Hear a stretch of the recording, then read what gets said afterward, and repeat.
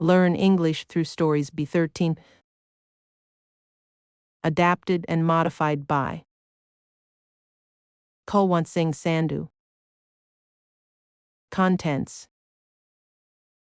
1. The Man and the Serpent. 2. The Dove in the Cornfield. 3. The Wolf and the Heron. 4. Picture dictionary page. 1. The Man and the Serpent. Years ago there was a small village. Its name was Nagpur.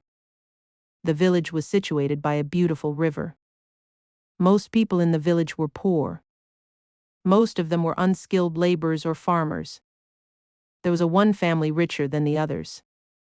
Bhujonga was the head of the family. He lived with his wife and 2 their children. His wife's name was Sapna. They had 10 acres of land. They owned 2 oxen, 5 cows and 2 goats. Many people from the village came to them to buy milk.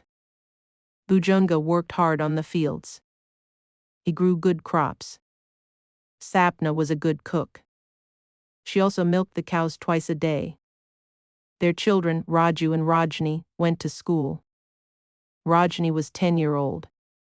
She was a good girl. Rajni was good at her studies. She also helped her mum in home chores. Raju was 8 years old. He was different. Raju was a little spoilt. He did not like going to school. He was always looking for excuses not to go: headache, tummy ache, etc. He only wanted to play. There were some other boys who did not go to school. He played with them. They played gully danda. They played football. His dad had a small orchard. In the orchard there were several mango trees and some blackberry trees. Raju sometimes played hide-and-seek with his friend in the orchard. One day, Raju went to the orchard to find some mangoes. When he was moving slowly, looking up at the mangoes, he trod upon a serpent's tail. The furious snake hissed and bit on his foot. The boy limped back to his parents. He was crying out of pain. The poison was too strong. His helpless family members could do nothing to save the poor boy. The lethal venom killed him within minutes. However, the boy told his father what happened. He also told his father exactly where the snake was before he took his last breath. The angry father took out his axe and hunted down the serpent, who happened to reside in a small hole beside a tree. When the snake saw the man, he tried to escape. The father threw the axe at the snake. The snake survived, but he lost his tail. For many days the snake was in great pain. One day the snake said to himself, "First, they trampled my tail, then they cut it off. I don't know what they will next. I have to take revenge on them." When the snake recovered, he started taking revenge on the farmer. First, he bit goat. Within minutes, the goat died. The next day, he bit his 3 cows and they died. The villagers came to the farm to get milk. They saw the farmer and his wife crying in horror. They told the villagers that first they lost their son, and now they were losing their animals. Among the villagers there was a wise man. He told the farmer that he should go to the serpent and form a friendship before it is too late. The next day, the farmer took some milk and honey and offered it to the serpent. The man said, "Dear serpent, please forgive me. I was angry because I lost my son. I know you lost your tail, and it was very painful. Please tell me, what should I do?" The serpent said, "I've already consulted the Gugga, the god of snakes. He suggested that I should sacrifice my life. I will do it on the 5th day of the month. If I stay alive, I can forgive you. I cannot forget my injuries. It is the same for you. You can forgive me, but not forget the death of your son. For the safety of your children and animals, you need to celebrate the day of my sacrifice. The day will be called the Gugga Day. When you celebrate the day first time next year, you may receive some good wishes from our god, the Gugga." After this, the serpent disappeared and was gone forever. A year passed. On the 4th day of the month, the preparation for the celebration started. The next day, the 5th day of the month, Sapna gave birth to twin boys. They named them after Gugga, Bada Gugga and Shoda Gugga. The whole village celebrated the day. The ladies cooked sweet vermicelli and other sweets. Vermicelli. The girls were dancing and a Punjabi song was played on a loudspeaker. Some snake charmer will charm you, because your braided hair looks like snakes. Take care of your braids. Your life. Your life will be entangled in botheration. The children played snake and ladder while they were eating vermicelli.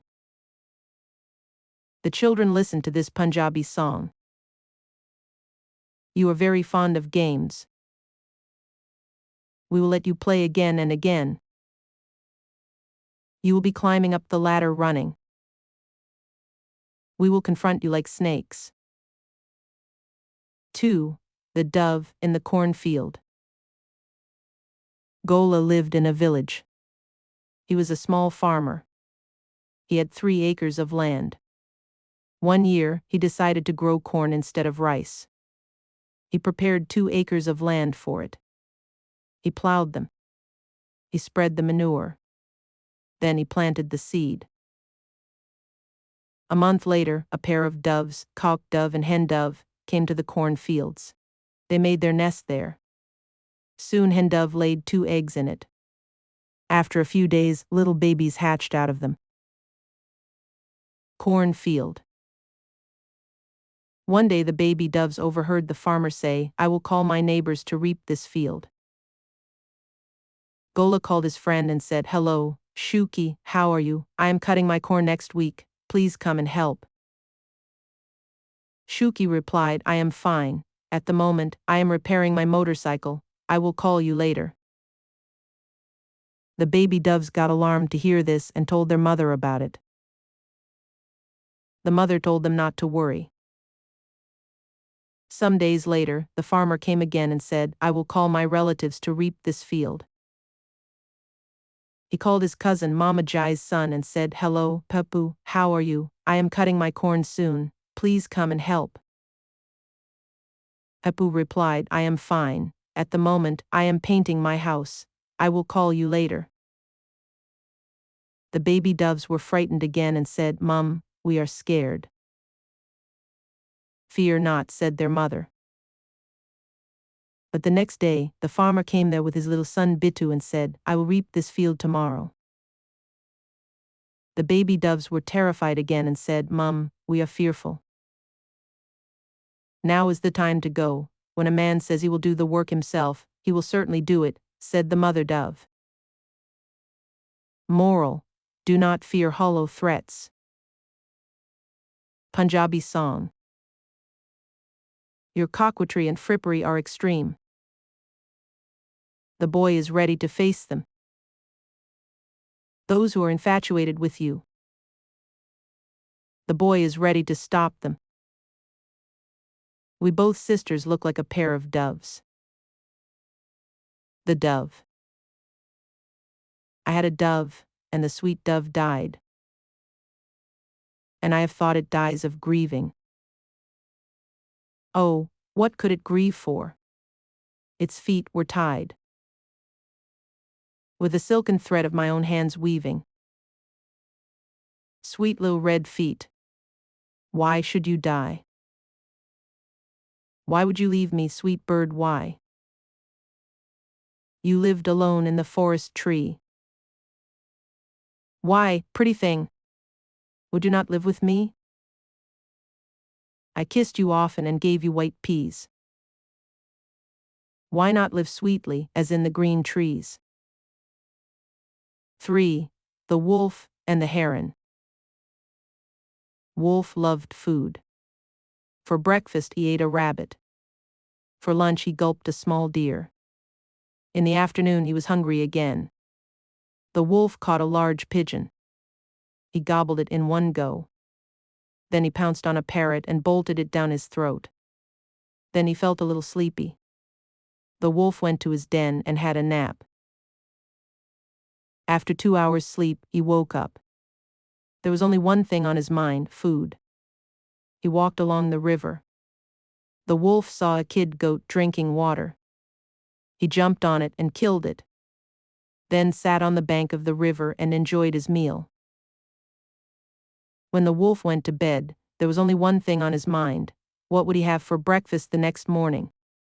He thought about many kinds of delicious food: pigs, beavers, moles, deer, sheep and fish, and so on. The next morning, the wolf found an enormous, shining fish in the shallow waters at the edge of the river. So the wolf gobbled up the fish as quickly as a flash of light. The wolf was about to pat his stomach when he realized something was wrong. "Akuakech, there's a bone stuck in my throat." The wolf choked and slapped the back of his neck with his paws. He coughed and shook his head. But nothing he did made any difference. The bone was stuck firmly. "I will not be able to eat ever again," the wolf whined. "No more food for me and the bone is hurting me. Oh, God, help me. Oh, dear bird, look at me, he cried. "Are you talking to me?" asked the heron. "Yes, madam," said the wolf, "you are a beautiful bird. Your plumage is as white as snow. Your beak is long and lovely to look at. I knew your mother. She was as beautiful as you are. She was so kind, we treated her as our own mother." "Stop beating about the bush, say what you want," said the heron. "I am quite busy today. I am going to see my aunt, and then I am going on a date to meet my future husband." "Well, madam, there is a bone stuck in my throat, and it hurts. Worse than that, I cannot eat because of it. You may know I am not greedy as far as food is concerned. I mostly stay on a diet and eat very little. I know nobody is as wise as you are. You cannot stop eating food altogether, can you? Please help, Madam Heron." "I would not mind helping you, but I will get late. My aunt does not like waiting. She is rather impatient," said the heron. "Please, wonderful heron, beautiful heron and kind heron, use your beak to get the bone out. I will give you a present if you remove the bone as a reward," said the wolf. "Okay then, I can always make an excuse to tell my aunt," said the heron.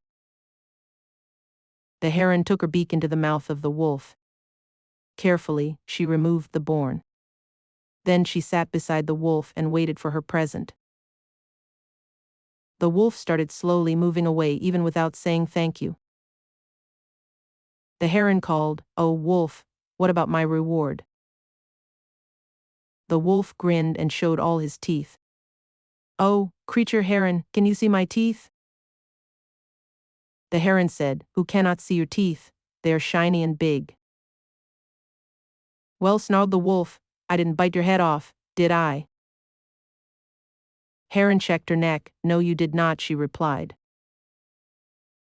"Well, that is your reward," said the wolf. Moral: do not trust strangers so easily. The heron. I said to the heron, "Why do you stand in the fast-flowing stream in the pebbles and sand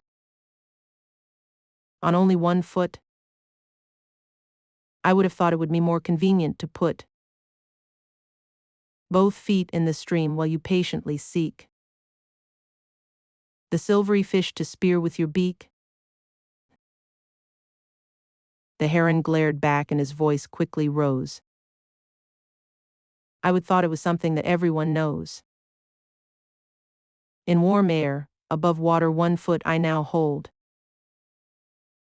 because fast-flowing streams are excessively cold."